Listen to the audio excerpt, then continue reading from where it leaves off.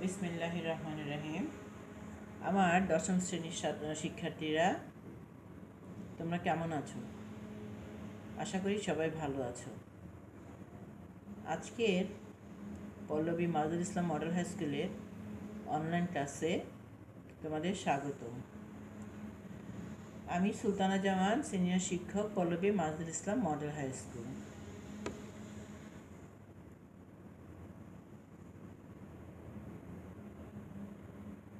আজকে নবম দশম শ্রেণীর বিষয় গার্হস্থ্য বিজ্ঞান, অধ্যায়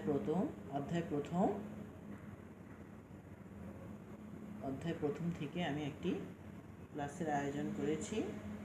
আশা করি তোমরা সবাই আমার সাথে থাকবে। আজকের পাঠের বিষয় অধ্যায় প্রথম, গার্হস্থ্য বিজ্ঞান বিষয়ের অধ্যায় প্রথম, পাঠ 4।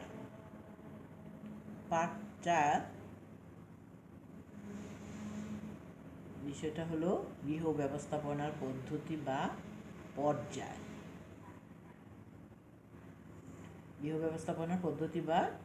পর্যায়। এই পাঠ থেকে তোমরা কি কি জানতে পারবে, চলো একটু দেখি। গৃহ ব্যবস্থাপনা পদ্ধতি বা পর্যায় কাকে বলতে পারবে, গৃহ ব্যবস্থাপনার কয়টি পদ্ধতি ও কি কি বলতে পারবে, এবং এই যে গৃহ ব্যবস্থাপনা পদ্ধতিগুলো সম্পর্কে পুরোপুরি ব্যাখ্যা করতে পারবে। প্রথমেই দেখি আমরা শিক্ষণফল 1, গৃহ ব্যবস্থাপনার পদ্ধতি বা পর্যায় কাকে বলে। গৃহ ব্যবস্থাপনা পারিবারিক লক্ষ্য অর্জনের জন্য কতগুলো ধারাবাহিক কর্মপদ্ধতির সমষ্টি মাত্র। এ পদ্ধতিগুলো ধারাবাহিকভাবে সম্পন্ন করতে হয় বলে এগুলোকে গৃহ ব্যবস্থাপনার পদ্ধতি বা পর্যায় বলে। আবার খেয়াল করো, গৃহ ব্যবস্থাপনা পারিবারিক লক্ষ্য অর্জনের জন্য কতগুলো ধারাবাহিক কর্মপদ্ধতির সমষ্টি মাত্র। এই পদ্ধতিগুলো ধারাবাহিকভাবে সম্পন্ন করতে হয় বলে এগুলোকে গৃহ ব্যবস্থাপনা পদ্ধতি বা পর্যায় বলে। আমার তোমাদের এই পাঠ থেকে 2 নম্বর শিক্ষণফলটি ছিল গৃহ ব্যবস্থাপনার কয়টি পদ্ধতি ও কী কী। তাহলে গৃহ ব্যবস্থাপনার পদ্ধতি হলো 4টি। কী কী? পরিকল্পনা, সংগঠন, নিয়ন্ত্রণ, মূল্যায়ন। তাহলে তোমরা জানতে পারলে গৃহ ব্যবস্থাপনার পদ্ধতি হলো 4টি। এগুলো হলো পরিকল্পনা, সংগঠন, নিয়ন্ত্রণ, মূল্যায়ন। প্রতিদিনের কাজে সচেতনভাবে এই ধাপগুলি আমাদের অনুসরণ করতে হয়। 3 নাম্বার, এই যে আমরা গৃহ ব্যবস্থাপনা পদ্ধতিগুলো 4টি, এই 4টি সম্পর্কে এখন পুরোপুরি ব্যাখ্যা আমি তোমাদেরকে দিতে চেষ্টা করব, তোমরা খেয়াল করো। গৃহ ব্যবস্থাপনা পদ্ধতিগুলোর প্রথমে আসে পরিকল্পনা। তাহলে পরিকল্পনাটা কি? গৃহ ব্যবস্থাপনার প্রথম ধাপ পরিকল্পনা করা। লক্ষ্য অর্জনের ক্ষেত্রে যেসব কর্মপন্থা অবলম্বন করা হয় তার পূর্বে কাজটি কিভাবে করা হবে ইত্যাদি সম্বন্ধে চিন্তা ভাবনা করার নাম হলো পরিকল্পনা। অর্থাৎ পরিকল্পনা হলো পূর্ব থেকে স্থিরকৃত কার্যক্রম।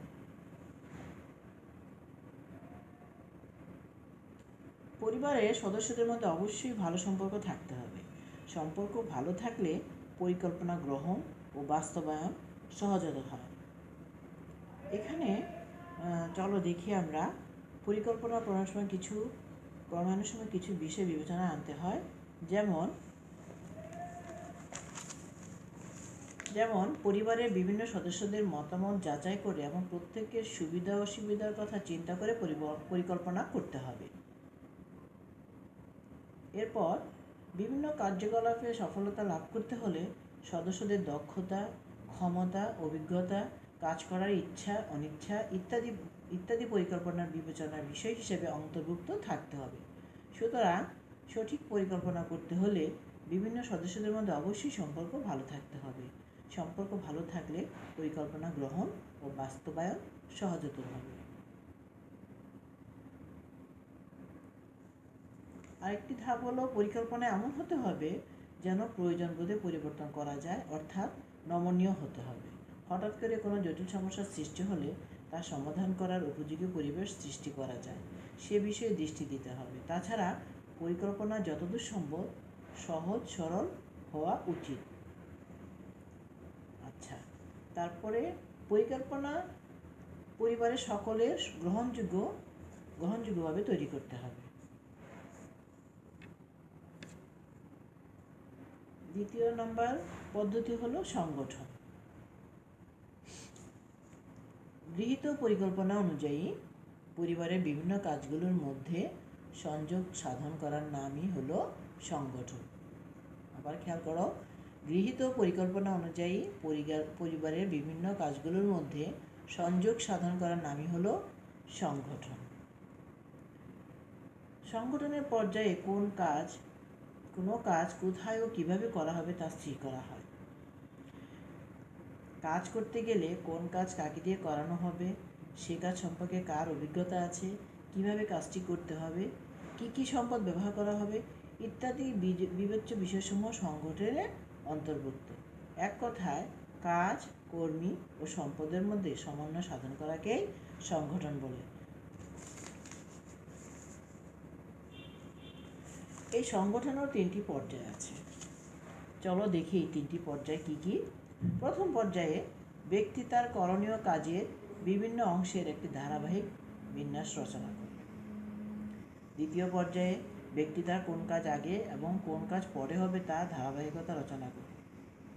তৃতীয় পর্যায়ে ব্যক্তি তার নিকট একটি নির্দিষ্ট কাজ বা কাজসমূহ বিভিন্ন ব্যক্তি দ্বারা সম্পন্ন করার জন্য একটি কর্ম কাঠামো রচনা করে। সুতরাং বলা যায় যে কোনো কাজ সুষ্ঠুভাবে সম্পাদনের সুচিন্তিত পদক্ষেপ গ্রহণ করাই হলো সংগঠন। আবারও বলি, যে কোনো কাজ সুষ্ঠুভাবে সম্পাদনের সুচিন্তিত পদক্ষেপ গ্রহণ করাই সংগঠন। তৃতীয় নম্বর পদ্ধতি হলো নিয়ন্ত্রণ। গৃহ ব্যবস্থাপনায় গুরুত্বপূর্ণ ধাপ হচ্ছে নিয়ন্ত্রণ করা। নিয়ন্ত্রণ বলতে বোঝায় পরিবারের সকল ব্যক্তি শৃঙ্খলাবদ্ধভাবে পারিবারিক লক্ষ্য অর্জনের জন্য কাজে নিয়োজিত কিনা তা পর্যবেক্ষণ করা। আবারও বলি, নিয়ন্ত্রণ বলতে বোঝায় পরিবারের সকল ব্যক্তি শৃঙ্খলাবদ্ধভাবে পারিবারিক লক্ষ্য অর্জনের কাজে নিয়োজিত কিনা তা পর্যবেক্ষণ করা।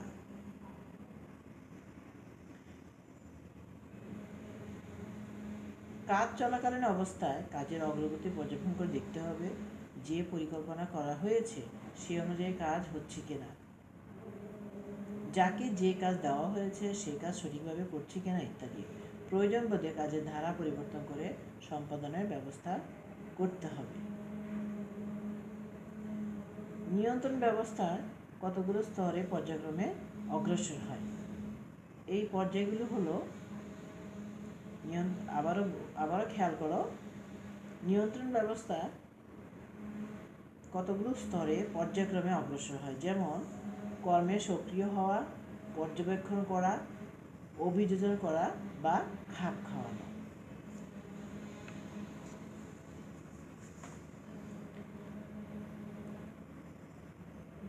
গৃহ ব্যবস্থাপনার পদ্ধতি বা পর্যায়গুলোর সর্বশেষ পদ্ধতি হলো মূল্যায়ন।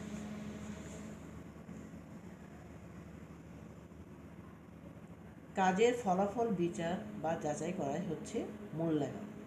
মূল্যায়ন কাকে বলে? কাজের ফলাফল বিচার বা যাচাই করাই হচ্ছে মূল্যায়ন। পরিকল্পনা ও নিয়ন্ত্রণের উপর কাজের ফলাফল নির্ভর করে। কাজটি করার পেছনে যে লক্ষ্য ছিল তা অর্জনে পূর্ববর্তী পর্যায়গুলো অবদান পুঙ্খানুপুঙ্খরূপে মূল্যায়ন করতে হবে। মূল্যায়ন ছাড়া কাজের সফলতা ও বিফলতা নিরূপণ করা যায় না। কাজের উদ্দেশ্য বা লক্ষ্যকে কেন্দ্র করে ফলাফল যাচাই করতে হয়। উদ্দেশ্য সাধিত না হলে ফলাফল ভালো হলো না বুঝতে হবে। এক্ষেত্রে পরিকল্পনা নিয়ন্ত্রণের ব্যাপারে আরও সচেতন হতে হবে। মূল্যায়নের মাধ্যমে লক্ষ্য অর্জিত হলো কি না, আর যদি হয়ে থাকে কতটা হলো তা পরিমাপ করা যায়। লক্ষ্য অর্জনে ব্যর্থ হলে ব্যর্থতার কারণ নির্ণয় করে পরবর্তীতে সংশোধনের ব্যবস্থা করা যায়। সঠিক মূল্যায়নের জন্য নিম্নলিখিত কতগুলো বিষয় আছে, সেই বিষয়গুলোর প্রতি লক্ষ্য রাখতে হবে। বিষয়গুলো কি কি? লক্ষ্য অনুযায়ী পরিকল্পিত কাজগুলো ঠিকমতো হয়েছে কিনা, কাজের সফলতা বা ব্যর্থতা নিরূপণ করা, এবং কাজে ব্যর্থ হলে ব্যর্থতার কারণ অনুসন্ধান করে পরবর্তীতে সংশোধনের মাধ্যমে কাজে সফল হওয়া। তাহলে এই হলো আজকের পাঠের যে বিষয় ছিল তোমাদের গৃহ ব্যবস্থাপনা পদ্ধতি বা পর্যায়, সেই সম্পর্কে আলোচনা করলাম। আশা করি তোমরা বুঝতে পেরেছো। পড়াশোনা করতে হবে। তোমরা আলোচনা শেষে বইটা একটু দেখে নিবে। দেখে নিয়ে একটি বাড়ি কাজ এই পাঠের উপরে গৃহ ব্যবস্থাপনার বিভিন্ন পর্যায় অনুসরণ করে বিস্তারিত তুলে ধরো। তোমরা এই অনলাইন ক্লাস প্লাস বই দুটার সমন্বয়ে তোমরা এই বাড়ি কাজটি করবে। আজকে এই পর্যন্তই। সবাই সুস্থ থাকো, ভালো থাকো। সবাইকে ধন্যবাদ।